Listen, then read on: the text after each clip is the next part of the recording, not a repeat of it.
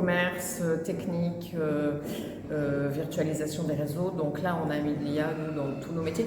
Côté commercial depuis très longtemps. Côté technique, on est un peu plus récent parce que les techniques évoluent et que maintenant on va être capable de monitorer en fait nos réseaux grâce à de l'IA, ce qu'on ne faisait pas avant. Ça change beaucoup de choses, hein, en positif et en négatif en fait.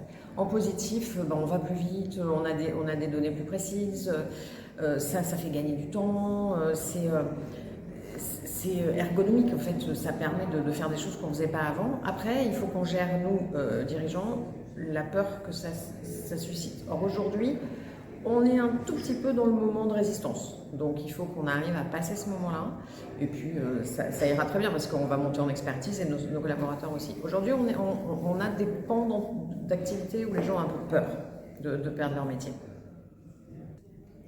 Ce serait difficile certainement, c'est surtout qu'on n'a pas le choix et que ça s'est imposé quasiment. Alors il y a la différence entre l'IA et l'IA générative, hein, c'est-à-dire que l'IA, ça fait quand même un moment qu'on en fait. Mais dans les réseaux, pas si longtemps que ça d'ailleurs, dans les réseaux télécoms. Hein. Et oui, je pense que ce serait difficile parce que d'abord tout le monde y va et que si on n'y va pas, on est un peu sur le bord du chemin en fait. Donc oui, bien sûr, ce serait difficile de faire ça. Vous auriez un conseil à une entreprise?